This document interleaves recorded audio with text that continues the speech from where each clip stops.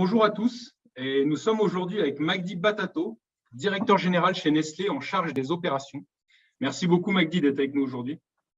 Merci de m'avoir invité. Merci.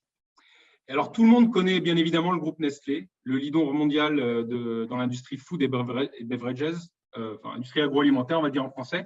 Et je pense que tout le monde a au moins un produit Nestlé dans son placard. Mais alors j'ai fait une petite recherche avant notre interview et je pense que tout le monde ne se rend pas compte de l'ampleur du groupe. Nestlé, c'est 2000 marques distribuées dans 186 pays, donc en gros toute la planète. C'est 376 usines, 290 000 employés, donc c'est vraiment un leader mondial à une ampleur, on va dire, très conséquente. Vous êtes aussi un groupe très innovant et très investi dans la réduction de l'empreinte environnementale. On voit déjà l'affiche derrière vous, les priorités de Nestlé du moment. Et je me suis, alors cette petite anecdote, je me suis aussi rendu compte en préparant l'interview que vous avez inventé le chocolat au lait et le café soluble notamment.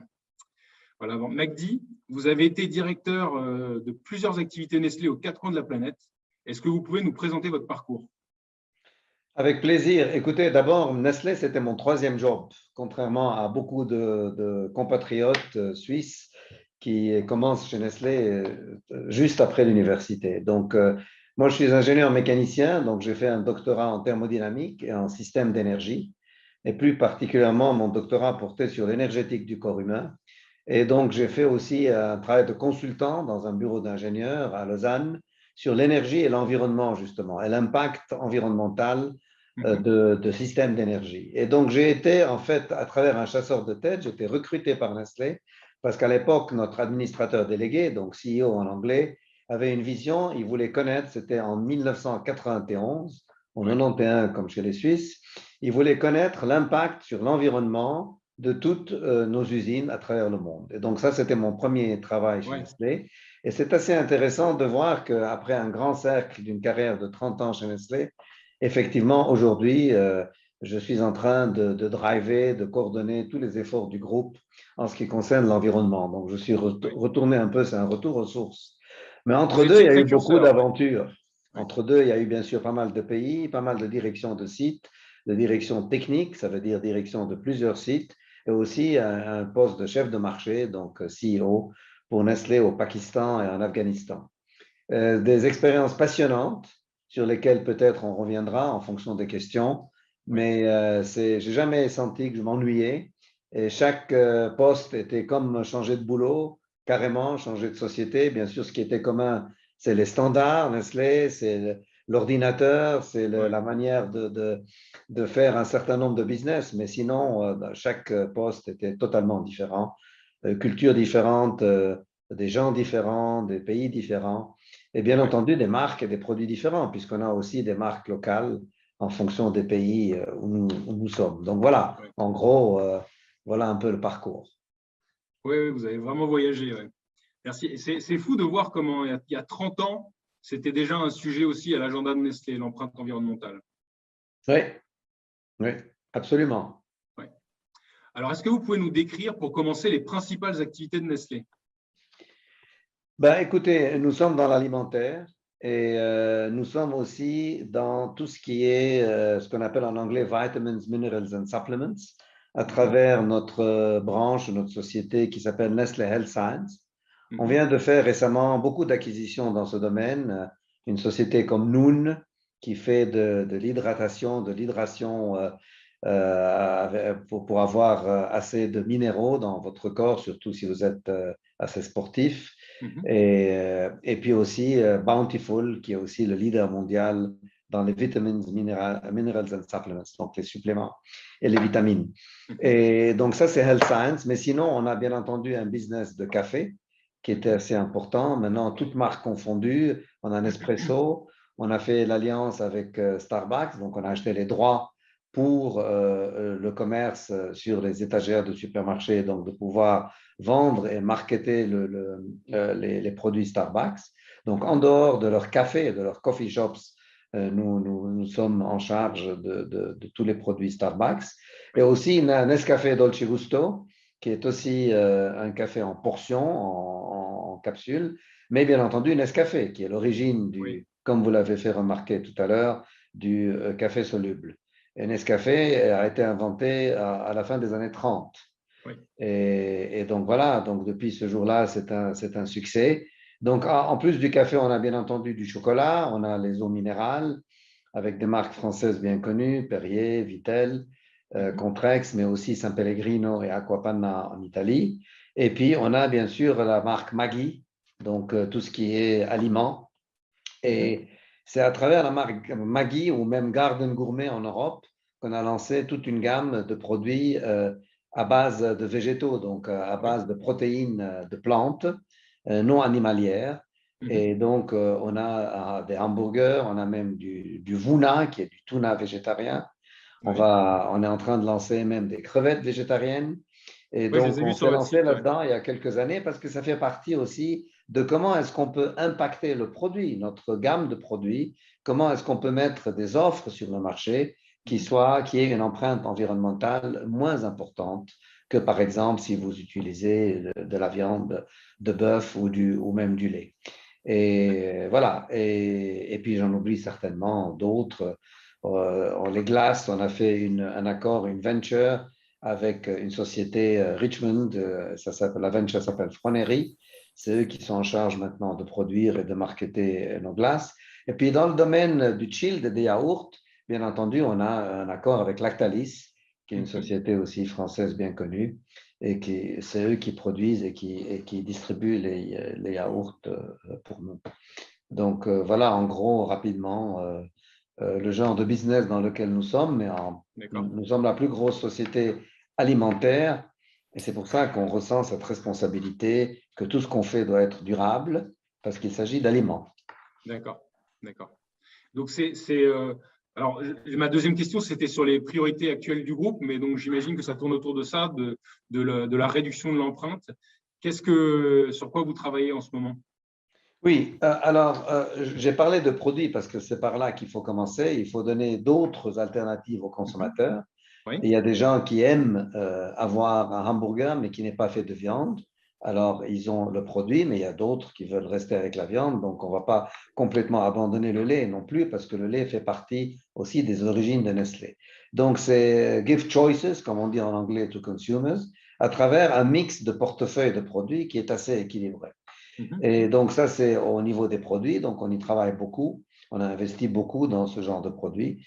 Et aussi, au niveau corporate, on a un engagement d'être zéro carbone en 2050. Et Mhm. un engagement, ben, il y a beaucoup de sociétés qui ont fait un engagement d'être zéro carbone, mais ce qui a distingué Nestlé, quand on a signé à New York le pacte pour être zéro carbone, on avait en ligne avec le pacte 2 ans pour pouvoir publier une feuille de route. Mais nous, on n'a Mhm. pas pris les 2 ans, donc on a signé en fin 2018, fin 2019, pardon, fin 2020, donc l'année passée, il y a exactement un an, en décembre, un peu moins qu'un an, nous avons publié notre feuille de route détaillée, comment arriver au zéro carbone en 2050. D'accord. Donc, ça passe par des milestones ou des étapes. En 2025, on va réduire de 20%. En 2030, on va réduire de moitié. Et c'est ce qu'on a mis dans la feuille de route. On a aussi mis non seulement l'approche de la société, mais aussi l'approche des marques qui se fait en parallèle. Parce que les marques veulent être aussi carbone neutral, ou neutres en carbone, et Oui. bien avant. Parce qu'au niveau des marques, c'est plus facile, c'est seulement une marque. Il ne s'agit pas de toute la société. Et il y a des marques qui vont être zéro carbone l'année prochaine. On a Oui. annoncé déjà tout ça, d'autres qui vont être en 2025, d'autres en 2030, en fonction, bien entendu, de la complexité, non seulement des processus, mais de la Oui. partie amont. Parce qu'on a D'accord. réalisé, bien entendu, et tout le monde le sait, que 2 tiers de nos émissions se font dans la partie amont qu'on ne contrôle pas, dans la partie D'accord. agricole. Ce qui se fait chez nous, on va réduire, on est en train de réduire. On passe à l'énergie renouvelable, là, dans moins de 2 ans, 100% d'énergie renouvelable au niveau électrique de ce qu'on utilise dans toutes les usines. Mhm. Mais ça ne suffit pas parce que l'impact reste faible. Le plus Oui. gros impact, comme je l'ai dit tout à l'heure, c'est dans l'agriculture. Et donc, on se doit dans l'agriculture de trouver d'autres solutions. Il ne s'agit pas seulement de passer complètement à des produits à base de plantes, Oui. c'est un peu le propos que j'ai eu tout à l'heure, mais ce n'est pas suffisant. Il faut aussi faire du lait de manière meilleure pour l'environnement. Alors là, on est en train de travailler avec des fournisseurs, avec des fermiers. on a un contact direct avec à peu près 1 million de fermiers. Et ça, c'est bien avant qu'on a fait ces engagements. Ça faisait partie de notre culture. Comme on avait aussi le lait au départ, vous l'avez dit, et effectivement, la société Caillé, Peter Koller, à l'époque, au 19e siècle, ils ont inventé le chocolat au lait. Donc, le lait faisait partie intégrante de ce qu'on sait faire. Donc, on a des contacts directs avec 1 million de fermiers. On a une centaine de pilotes aujourd'hui pour des fermes à zéro carbone. Et on est en train de réaliser ça on the go, comme on dit en anglais. Ouais. Et puis, on a aussi des pilotes pour ce qu'on appelle l'agriculture régénératrice. D'où le poster Generation Regeneration. Pourquoi? Parce que c'est au cœur de ce qu'on a annoncé comme feuille de route pour diminuer les émissions de carbone. Parce qu'encore une fois, une grande majorité se passe en agriculture. Ouais. Qu'est-ce que l'agriculture régénératrice? C'est une agriculture qui, la régénération, c'est la vie, c'est contre la mort. Et donc, l'agriculture régénératrice, c'est une agriculture qui utilise le moins possible de produits chimiques, c'est une agriculture qui respecte le sol, parce que la santé des sols est au cœur de cette agriculture régénératrice. C'est une agriculture où on essaie de ne pas tourner le sol autant qu'on peut pour respecter la qualité du sol. C'est d'ailleurs une bonne qualité de sol qui va finir par consommer moins d'eau. Et donc, il y a des méthodes, par exemple, on utilise ce qu'on appelle en anglais du multi-cropping, ça veut dire vous mettez des variétés différentes sur votre sol, pas qu'une seule variété. Nous avons déjà, il y a quelques années, avant de faire ces engagements, parce qu'on ne les fait pas un peu à la légère, donc on a testé des choses avant de faire ce genre d'engagement, on a par exemple des fermes expérimentales de café où on plante d'autres choses entre les rangées de café.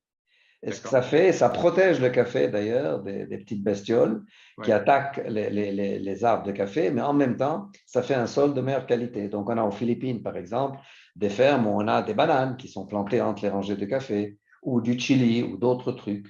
Et donc, ça améliore le rendement d'ailleurs déjà, et ça améliore la qualité du sol. Et on a beaucoup d'expériences comme ça. Alors, ce qu'on fait, notre expérience avec les fermiers, c'est que il n'y a pas mieux qu'un autre fermier pour convaincre le fermier. Donc, ça, nous, on ne va pas en professeur essayer d'expliquer des choses. On partage certaines bonnes pratiques, mais le fermier qui adopte ces pratiques, bien entendu, son voisin fermier va voir que la ferme de son voisin a prospéré.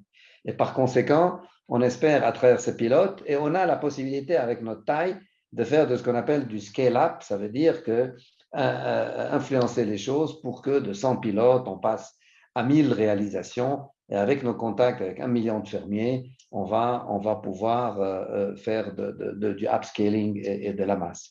C'est très difficile avec la taille de Nestlé parce que, pour vous donner une idée, on a 28 millions de tonnes d'ingrédients qu'on achète chaque année. Alors, on a fait un engagement déjà qu'on a publié et on va mettre plus d'1 milliard de francs suisses là-dessus pour avoir ces ingrédients qu'on achète qui proviennent de pratiques agricoles régénératrices. Et donc, l'engagement, c'est qu'en 2025, on aura 20%. De nouveau, ça rappelle les 20% de réduction de carbone parce que ça doit aller, c'est comme une orchestre, hein, un orchestre, ça doit aller ensemble. Et puis, à 2030, la moitié. Ça veut dire, en concret, ça veut dire que 14 millions de tonnes par année devraient être achetées par des pratiques régénératrices agricoles en 2030. Donc, c'est énorme, c'est des grandes quantités. Mais voilà, on n'est pas tout seul, on travaille avec des fournisseurs, on travaille avec les fermiers, on fait beaucoup de recherches là-dessus. Par exemple, la nourriture qu'on donne aux vaches pour réduire l'émission de méthane, de CH4. Et voilà un peu ce qui nous keeps us busy, comme on dit en anglais. Donc, on a plein à faire là-dessus. Mais je pense que c'est très nécessaire pour la durabilité du système alimentaire mondial. Oui. Et surtout, vu votre taille, vous pouvez vraiment changer la donne et influencer déjà tous les agriculteurs qui sont une part significative qui vous fournissent, et puis aussi le reste de l'industrie. Absolument. C'est ce qu'on espère faire. Ouais. Et aussi peut-être avec d'autres, influencer dans le bon sens aussi quelques lois qui vont aider, qui vont motiver les fermiers aussi à faire de la régénération. Oui. Parce que, bien sûr, s'il n'y a pas un système de support, on est en train de travailler avec des banques aussi pour voir comment on va financer. Parce que nous, on va payer des premiums, d'où le milliard qu'on a annoncé de francs suisses. Mais il ne s'agit pas seulement de payer des premiums pour acheter ces ingrédients, il s'agit aussi de motiver le fermier par un système, par une structure pour supporter, pour aider le fermier dans cette phase de transition. Parce qu'il ne faut pas se faire d'illusions. Après, quand tout va bien, ça sera OK. Mais Mhm. pour pouvoir passer de ce qu'on fait aujourd'hui à un système différent, il y aura une phase de transition. Et cette phase de transition coûtera très cher. Et donc là, il y a aussi un système qui doit se mettre en place pour faciliter cette transition. D'accord. Alors, comment vous faites pour, parce que vous avez un challenge qui est très compliqué, la part d'empreinte environnementale de vos activités, c'est moins de 10%, alors que c'est beaucoup vos fournisseurs, un petit peu vos distributeurs qui polluent ou qui émettent des gaz à effet de serre. J'imagine que pour les contrôler, vous avez de nombreux challenges et j'aimerais savoir notamment comment vous arrivez à utiliser quels outils digitaux vous utilisez pour pouvoir monitorer ce qui se passe et prendre des décisions. Écoutez, je reviens peut-être un peu en arrière parce qu'il y a 25 ans, on a établi un système de MRP, Material Requirement, que toutes les grandes sociétés font parce qu'on ne pouvait pas vivre avec des petits systèmes, des petites applications. Et ça, on a opté à cette époque-là pour SAP. Mais contrairement à d'autres sociétés, on n'a pas fait ça comme une sorte de transformation informatique. On a fait ça comme transformation de business. Parce qu'il faut que le mindset, il faut que comment les gens réfléchissent, que ce ne soit pas un outil, simplement une plateforme informatique, que ce soit une autre façon de faire le business. Et c'est pour ça qu'on a appelé ça Global Business Excellence. Parce qu'on a dû mettre en place des standards internes et des pratiques pour ne pas, parce que vous pouvez mettre une plateforme et continuer à faire de la même chose. Je vous donne un exemple. Vous achetez un ingrédient, le sucre, que tout le monde connaît. Eh ben, vous pouvez changer une ligne dans la description de votre sucre, puis vous avez 10 spécifications différentes, alors que c'est le même ingrédient. Ouais. Puis ça vous génère de la complexité. Ensuite, vous ne savez pas dans quelle recette va quel ingrédient, et Ouais. c'est un peu une foire. Et donc, c'est cette mentalité qui doit changer d'abord pour faire du business de manière un peu plus structurée, un peu plus ordonnée. Donc ça, c'était Globe. On vit toujours sous Globe parce qu'on Ouais. fait évoluer ces pratiques. Maintenant, bien entendu, SAP, c'est le système du passé. Maintenant, tout le monde développe des petites applications. Vous avez aujourd'hui une force de calcul sur votre téléphone qui est plus grande qu'il y a 30 ans, 40 ans, quand j'ai fait mon doctorat, sur des gros ordinateurs qui occupaient des salles entières. Et donc, vous êtes la plupart beaucoup plus jeunes que moi, donc vous n'avez pas connu cette période. Et donc maintenant, on utilise aussi ce genre d'applications qui sont toutes prêtes, mais qui dialoguent avec cette plateforme que nous avons. Et ça, c'est essentiel que tout ce qu'on fait dialogue de manière intégrée avec ce que nous avons. Alors, dans le cas de l'environnement, pour revenir à votre question Ouais. précise, il y a des choses qu'on peut trouver dans le commerce. Par exemple, Nestlé utilise des camions. Maintenant, on ne va pas aller mesurer les gaz d'échappement de chaque camion. On n'utilise pas des camions totalement différents de ce qui se passe dans l'industrie. Alors, pour la majorité de ce qu'on utilise, on va aller reprendre des bases de données à travers des outils et des logiciels qui existent et on va intégrer ces données dans notre calcul. Mhm. Sauf si, par exemple, on passe à l'électrique, parce qu'aussi on passe au camion électrique. Ou si, par exemple, aujourd'hui, on travaille avec une société qui est connue en France pour le transport maritime, CMA CGM, on ne travaille pas qu'avec eux, on travaille avec d'autres grandes Mhm. sociétés ailleurs, mais je la cite parce que l'auditoire est surtout français. Et eux, ils sont en train d'acheter des bateaux qui consomment du biofuel pour s'éloigner de toutes les émissions de soufre, etc. Et donc là, une fois qu'on aura nos palettes qui vont être transportées par ces bateaux, on va bien entendu prendre les données relatives à ce genre de moyens de transport. Mais sinon, on trouve pas mal de choses déjà dans la littérature. Par contre, quand on a voulu mettre sur pied un outil pour mettre tout ça ensemble et pour faire surtout du calcul assez précis pour le carbone dans la chaîne agricole surtout, ben, on n'a pas trouvé grand-chose. Mhm. Alors, je dois dire là qu'on est en train de développer avec nos spécialistes en information technology, en IT, nos spécialistes informatiques, notre propre outil. On l'appelle en interne GPS, c'est un Mhm. acronyme, mais on le développe nous-mêmes. Parce que, il y a beaucoup d'impact, puisque j'ai dit que l'impact sur l'environnement se situe surtout dans cette partie en amont, et deux, on n'a rien trouvé vraiment qui puisse convenir à la complexité que nous avons. Alors, vous pouvez trouver quelques données sur le lait, mais après, on a autre chose que le lait. Ouais. Alors, pour combiner tout ça, pour intégrer tout ça, c'est nous qui devons faire cette plateforme. Et là, on a investi, c'est pas 1 ou 2 millions de francs suisses, hein. C'est 10 fois plus, hein, sinon 20 fois plus. On a investi, on est en train d'investir pour mettre sur pied ces plateformes-là pour ce genre, pour répondre à ce genre de besoin. Donc, c'est un mélange. Ce qu'on trouve de près, on le prend, Ouais. mais il faut que ça soit intégré, que ça cause, que ça dialogue avec notre plateforme SAP.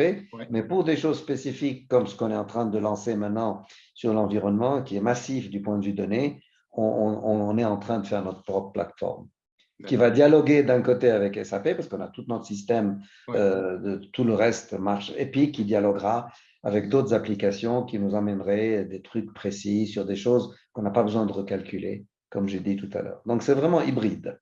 D'accord. Hybride et tout le temps connecté avec un seul modèle pour que les données soient partagées. Absolument. D'accord. Et intégré. Et intégrées. Et alors, dans un grand groupe comme Nestlé, est-ce que les innovations sont davantage top-down ou bottom-up? Est-ce qu'elles viennent du terrain ou est-ce que c'est plutôt des initiatives corporate? Moi, je pense qu'il y a les deux. Je suis très content de voir, parce qu'on a des sites internes, bien sûr, on a créé des plateformes internes pour l'innovation. Alors, on a créé ce qu'on appelle des R&D accelerators, où on met des jeunes et on les laisse travailler. Et puis, c'est comme une mentalité de start-up. Et puis, ils arrivent avec des idées nouvelles. On a une plateforme qui s'appelle Henry at Nestlé, parce que Henri Nestlé, c'est le nom du fondateur. Et là, c'est une plateforme aussi où les gens partagent leurs idées. On a une plateforme Ingenious, où les gens mettent des idées, des projets, et puis d'autres panels de gens un peu plus expérimentés votent, et puis jugent ces idées. Et puis après, les gens qui gagnent ce genre de vote vont voir leur idée implémentée. Donc, il y a beaucoup d'idées que je vois circuler sur notre Workplace, qui est notre système qu'on utilise en interne, où on a des idées de produits.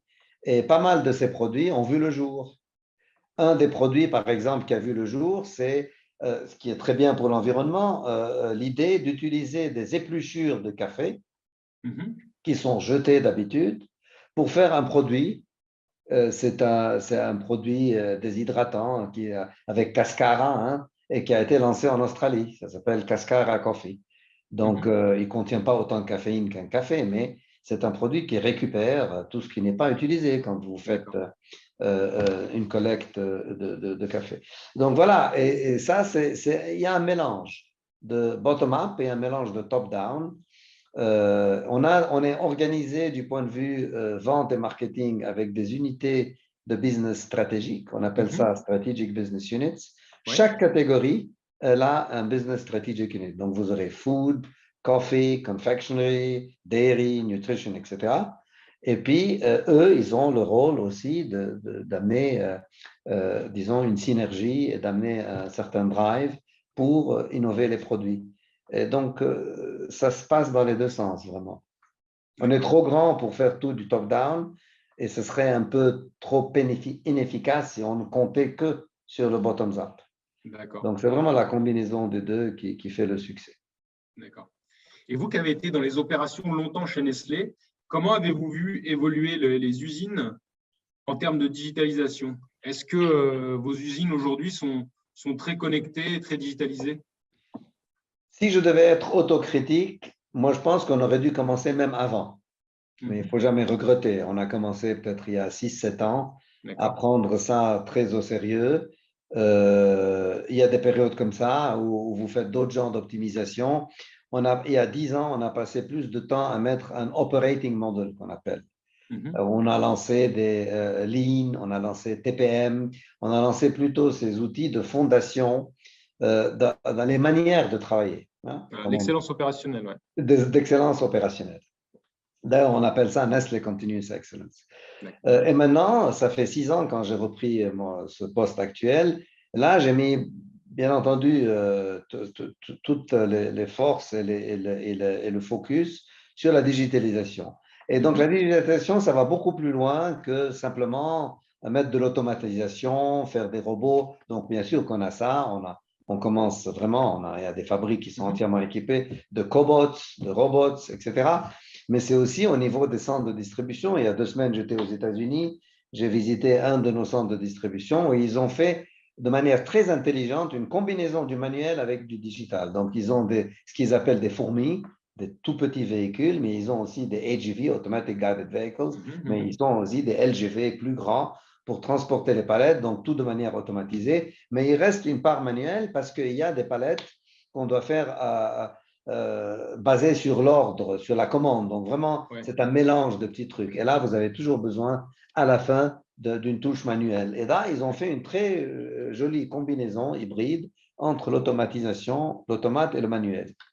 Dans les usines, ce genre, et même dans les centres de distribution, ce genre d'automatisation augmente la sécurité. Parce que quand vous avez un chariot élévateur qui est conduit par un homme ou une femme, vous avez la lumière bleue, il faut qu'on soit à 3 mètres, etc. Mais pour des choses répétitives, on n'a pas besoin de choisir, de voir, etc. Si on fait un véhicule qui est guidé automatiquement, il s'arrête automatiquement à une certaine distance de n'importe quel obstacle. C'est beaucoup plus sûr et pour le conducteur, parce qu'on a eu aussi des incidents où le conducteur, des fois, est blessé, et pour les gens qui sont autour. Donc, on regarde ça de cet angle-là. Aussi, on met ce qu'on appelle des wearables, des choses que les gens peuvent porter, des gants, etc.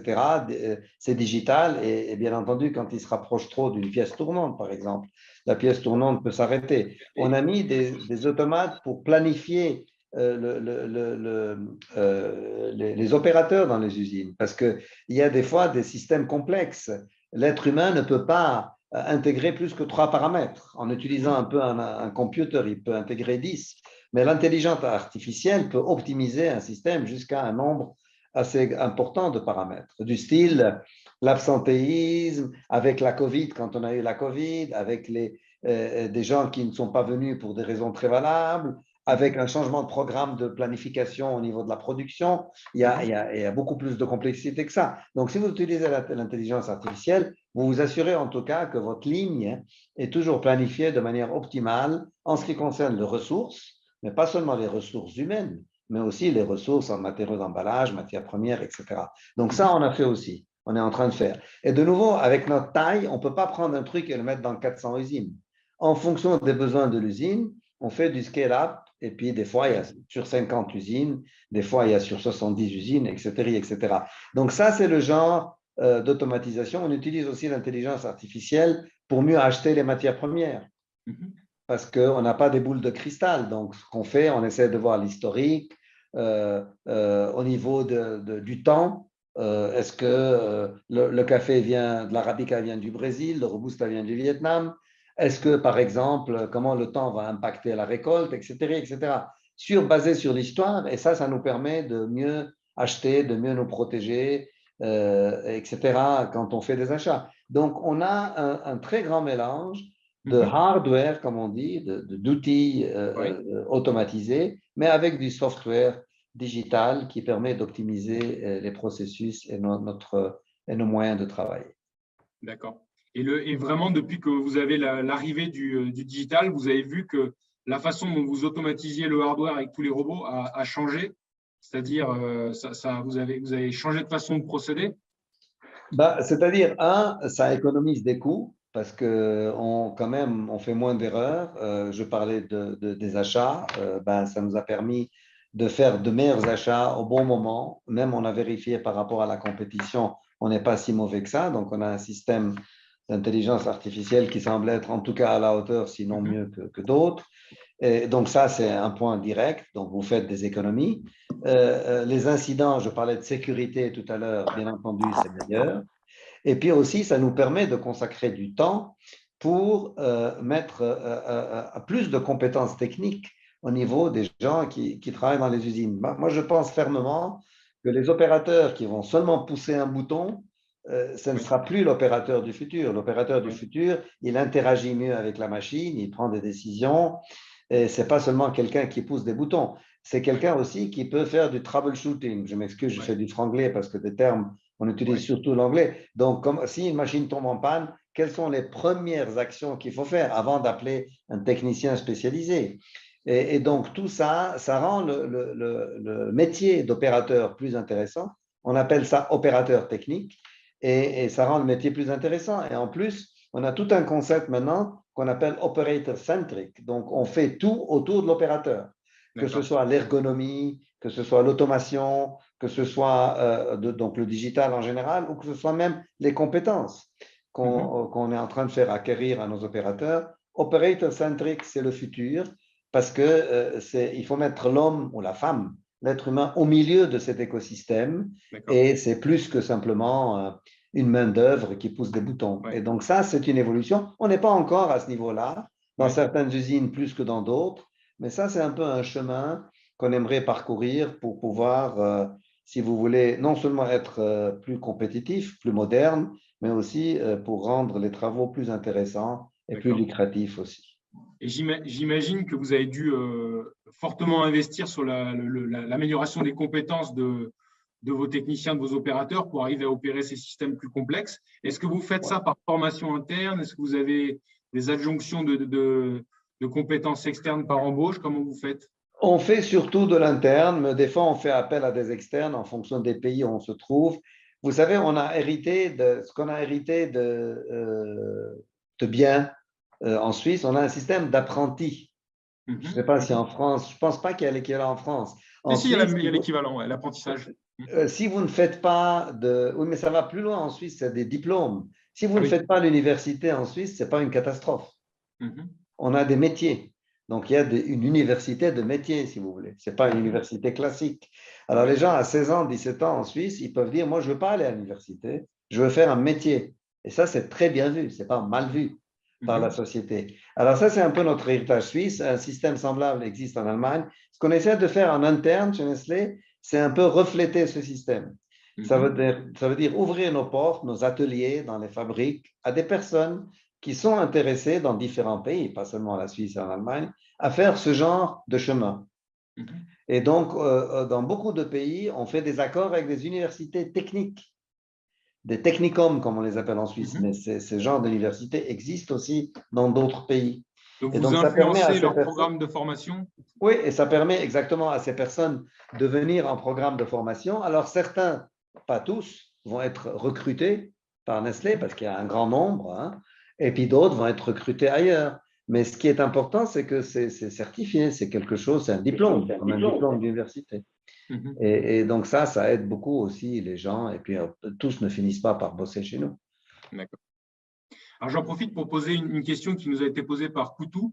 En fait, on a parlé beaucoup des engagements et de ce que vous faites sur la partie amont pour réduire votre empreinte environnementale. Est-ce que vous arrivez au niveau de vos usines à être on va dire, sans impact environnemental et utiliser 100% toutes vos ressources? Pas encore. Certaines usines, oui, sur certaines parties de l'environnement. Par exemple, on a instauré, il y a peut-être 8 ans, 9 ans, l'idée d'une usine zéro water, zéro eau. D'ailleurs, on l'appelle zéro eau. Et donc, ça, on a fait le pilote au Mexique. Dans notre usine Lagos de Moreno, on a commencé par dairy, donc le lait. Et ce qu'on fait, on récupère le cow's milk, comme on dit, le cow's water, donc toute l'eau du lait, parce que c'est une usine de lait en poudre. Donc, on fait un système de recirculation. On a investi dans des évaporateurs sophistiqués, etc. Et là, on peut déclarer que cette usine, elle est vraiment zéro water. Okay? Et dans d'autres usines, même, on rend une quantité d'eau plus grande que celle qu'on a soutirée. Mais bien entendu, on a des installations de traitement d'eau, donc on la rend à une qualité qui est requise par l'environnement. Est-ce qu'on est comme ça partout? Non. Ça, c'est certains pilotes. On a peut-être 25 usines qui sont zéro aujourd'hui. J'ai perdu le compte parce que je me suis surtout intéressé au premier pilote. Après, franchement, c'est trop grand pour… Bon, bien sûr, dans mon network, il y a des gens qui suivent ça de près, mais moi, je n'arrive pas à suivre ça dans tous les détails. Donc, zéro eau. Alors, on a aussi des usines où on a pris 3 éléments de l'environnement. Hein? Zero waste to landfill, zero water and zero energy consumption, effectivement. Où on utilise, par exemple, du renouvelable, où on utilise des déchets de bois ou des choses comme ça. Et à la place d'une chaudière, hein, pour l'énergie. On a des usines comme ça au Brésil notamment. Et donc, pour le zero waste to landfill, donc zéro déchet solide, Ça, maintenant, toutes nos usines presque ont passé à ça. On a une grande majorité, encore une fois, je ne veux pas dire de bêtises, mais une grande majorité a passé à Zero Waste to Landfill. Et donc, mais dire que c'est zéro sur toutes les dimensions de l'environnement, ça, on n'a pas encore.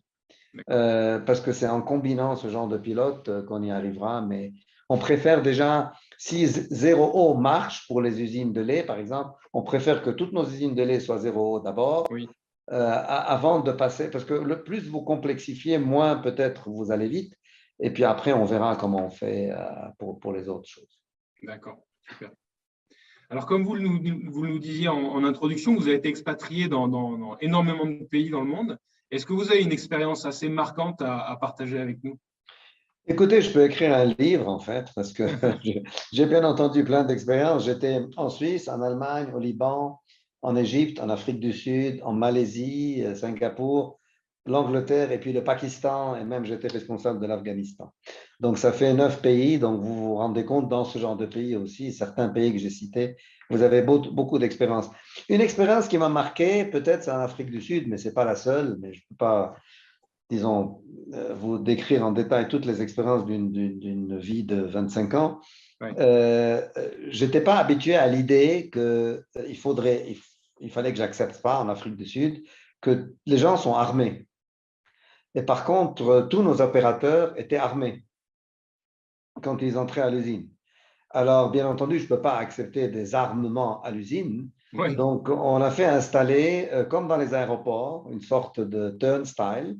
Et avant que vous passiez, comme dans les détecteurs de métal à l'aéroport, avant que vous passiez dans ce détecteur de métal, j'ai fait installer un baril et des casiers. Alors, les gens vidaient leur arme. Non, leurs bullets, pardon. Leur balle. Leurs balles. J'avais un trou tout à coup. Vidaient leurs balles dans le baril et puis mettaient leur revolver ou leur arme dans le casier. Et puis après, quand ils repartaient le soir, ils reprenaient ça parce que c'était dangereux. Dans la même usine, donc ça, vous devez vous y habituer.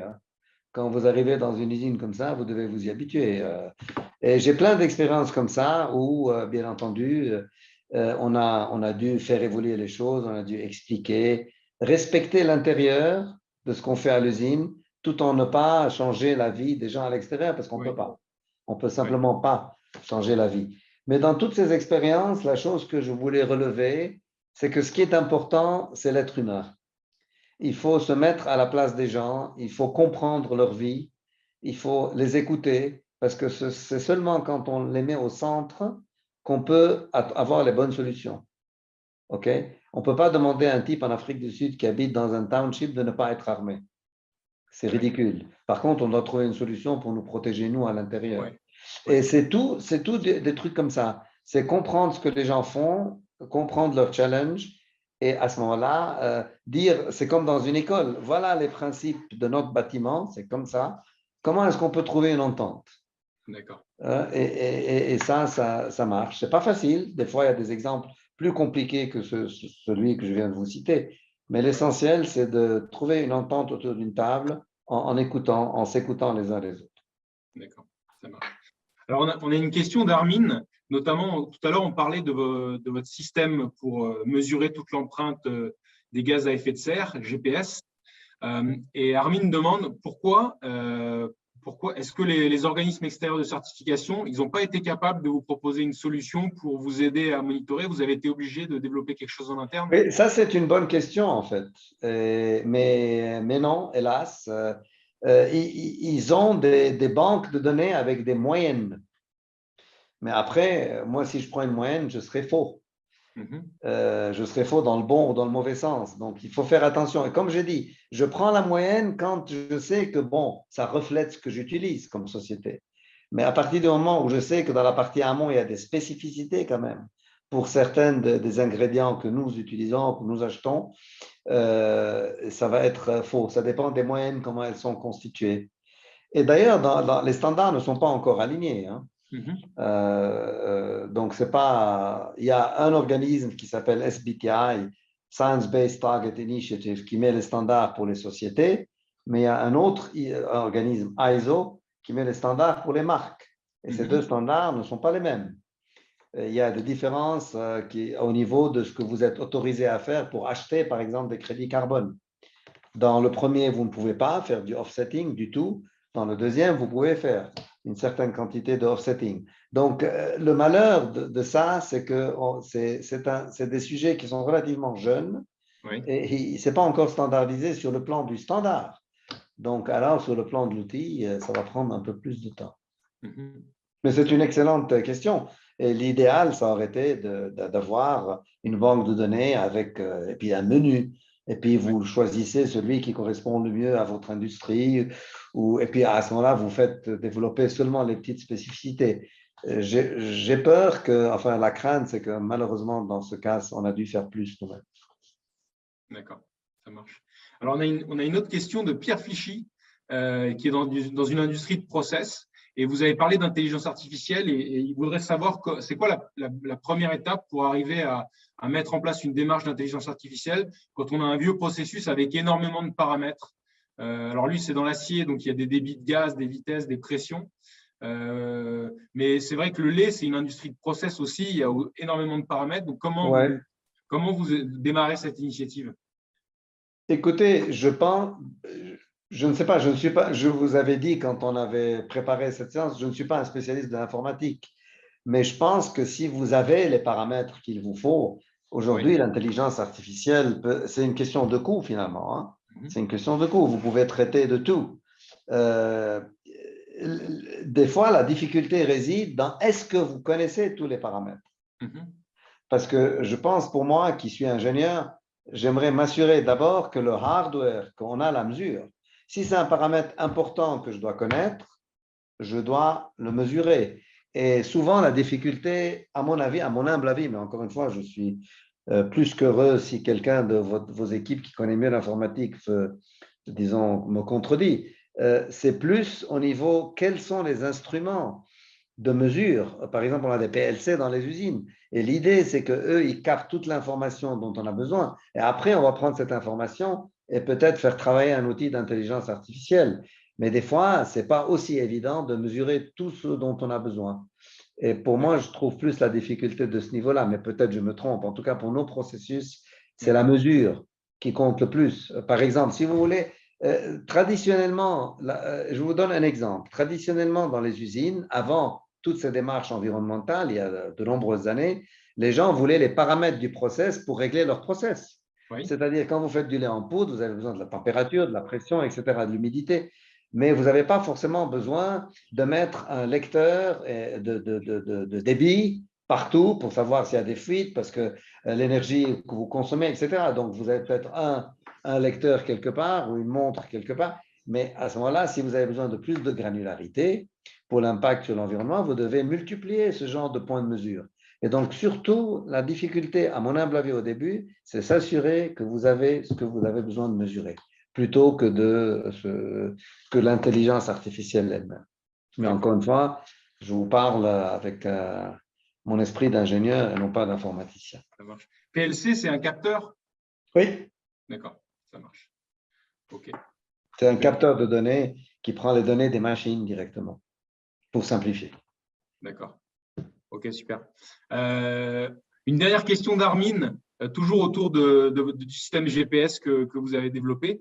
Le GPS, il va vous permettre de réduire l'investissement et le coût nécessaire pour comprendre votre empreinte environnementale, ou c'est pour vous aider à influencer les changements de régulation et de règles sur l'émission de carbone? C'est les deux. Je veux dire, c'est pas forcément réduire, c'est aussi optimiser. Et puis aussi avec des données, parce que on dit en anglais, mais on peut traduire ça en français, il n'y a pas mieux qu'une donnée pour battre une opinion. Parce qu'en fait, il y a beaucoup de gens qui ont des opinions, mais si vous mettez une donnée sur la table, on discute autour d'un chiffre au lieu que chacun ait une opinion. Alors ça aide aussi, parce qu'à ce moment-là, on peut montrer, écoutez, mais voilà ce qui vient de ce genre de cette partie de la chaîne de valeur, et voilà ce qui vient de l'autre partie de la chaîne de valeur. Alors, c'est mieux de mettre plus d'efforts sur cette partie, parce qu'elle génère plus Et ça va être basé sur des faits plutôt que baser ça sur des opinions ou sur des perceptions. Donc, il y a les deux, effectivement. Ça marche. Ça marche. Alors, pour finir, j'aimerais qu'on pose une question pour se projeter un peu dans le futur. Est-ce que vous pouvez nous décrire à quoi ressemblera le groupe Nestlé d'ici 10 ans? Écoutez, je n'ai pas une boule de cristal, mais moi, j'aimerais bien que, vous savez, ce qui me tient à cœur, et pas seulement pour Nestlé, quand on regarde la vision du monde, les systèmes alimentaires doivent changer. On doit pouvoir nourrir 9 milliards de gens que nous serons en 2050 sur cette planète. Et donc, si on continue avec les mêmes systèmes alimentaires aujourd'hui, qui sont des systèmes un peu à sens unique, c'est pour ça qu'on parle de régénération, on n'y arrivera pas, il n'y aura pas assez. Aujourd'hui, on a 4 cultures qui nourrissent le monde, le riz, le blé, le maïs, le soya. En gros, j'exagère exprès, mais il y a Ouais. beaucoup d'autres trucs qui peuvent nourrir son homme.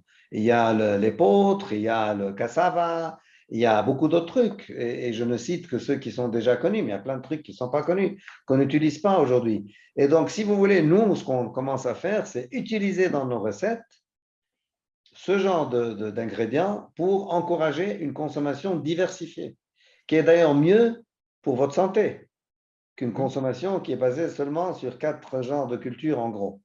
Donc, ce qu'on dit good for you, good for the planet, si c'est bien pour votre santé, c'est aussi bien pour la planète.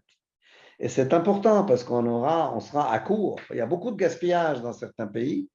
Alors, les gaspillages au niveau des pays en voie de développement se trouvent au niveau de l'agriculture, il y a beaucoup de pertes. Au niveau des pays développés, ça se trouve au niveau des cuisines, des consommateurs ou des restaurants. Il y a beaucoup de choses qui se jettent. Donc, il faut équilibrer un peu tout ça avec des méthodes de régénération. Donc, voilà. Donc, l'idée, c'est qu'on puisse mettre dans 10 ans, parce que ce n'est pas 20-50, Ouais. on puisse prouver, oui, on a la moitié de nos ingrédients qui sont faits avec de la régénération. Oui, c'est possible. On l'a démontré à une échelle, peut-être, si on dit moitié des ingrédients, ça veut dire la moitié de la société, j'extrapole. Donc, si la moitié d'une société de notre taille peut prouver la chose, à ce moment-là, ça veut dire que c'est possible. Et je pense qu'on n'y échappera pas, parce qu'on ne peut pas continuer à ne pas nous occuper ni de notre santé, ni de la planète. Et à ce moment-là, on aura un problème majeur. Donc, si vous voulez, c'est réinventer ce système alimentaire et que Nestlé, qui est quand même la plus grosse société alimentaire aujourd'hui, soit partie prenante et soit qui puisse prouver que c'est faisable, c'est possible, Oui. qu'on a un autre système alimentaire qui peut exister dans les 10, 20, 30 ans à venir. Et je pense que c'est notre responsabilité et c'est notre devoir et c'est bien pour nous. Donc, on ne le fait pas par charité, on le fait parce que dans 20, 10, 20, 30 ans, si on ne le fait pas, ben, on n'aura pas assez de matières premières pour nos propres produits déjà. Ouais. Avec le changement climatique, il y a beaucoup de cultures qui vont disparaître si on ne fait pas attention. Et c'est des cultures qu'on utilise pour nos produits. Donc, c'est aussi pour notre business. C'est pas seulement, voilà. Et donc, c'est bien pour le business, la durabilité du business. C'est bien parce que ça change le système alimentaire dans la bonne direction. Et c'est bien pour la planète et c'est bien pour l'équilibre alimentaire parce que je pense qu'on peut faire mieux que ça au niveau richesse de ce que nous absorbons comme variété de protéines. Voilà en gros. Super. Bah non, en tout cas, c'est vraiment très intéressant, passionnant. Je pense que beaucoup, enfin, en tout cas, moi, j'ai énormément appris et beaucoup d'entre nous ont dû apprendre là-dessus parce qu'on on est plus des industriels autour du manufacturing, pas forcément de l'agroalimentaire. Donc, merci beaucoup d'être venu et d'avoir partagé toutes ces expériences. Et puis, je voudrais rappeler à tous les participants que la plateforme ondustrie.org est ouverte. Donc, vous pouvez voir tout le contenu qu'on partage, revoir cette interview et les précédentes en replay, et également continuer à poser des questions comme celles qu'on a posées aujourd'hui à Magdi, à la communauté pour avoir des bonnes idées comme celles qui sont aujourd'hui poussées par Nestlé pour avoir une industrie plus forte et plus durable. Voilà, donc je vous souhaite, Magdi, une très bonne continuation dans toutes vos initiatives et une réussite dans les projets de Nestlé qui sont vraiment très importants pour l'avenir de la planète et du business. Merci beaucoup, Charles, et l'équipe de m'avoir invité et merci à tous les autres d'avoir été patients pendant cette heure à peu près. J'espère que j'ai pu apporter un élément de réponse à vos questions et j'espère que je vous ai aussi un peu inspiré et très heureux d'avoir partagé ce moment avec vous. Merci beaucoup Voilà. et bonne chance dans ce que vous faites. Je pense que c'est remarquable de pouvoir partager entre moi et puis ceux qui m'ont précédé. Je pense que c'est excellent ce que vous faites. Le poste de directeur d'usine, de site, et je sais qu'il y en a beaucoup parmi vous, est très proche de mon cœur, puisque j'étais 2 fois directeur d'usine chez Nestlé. Et je pense que c'est un élément clé, c'est un job magnifique. Ne regrettez jamais de l'avoir fait et même d'y rester parce que c'est un des plus beaux jobs que j'ai fait chez Nestlé. Donc, je vous remercie aussi pour ce moment. Merci beaucoup. Merci beaucoup. Très bonne Bonne journée. journée. Au revoir.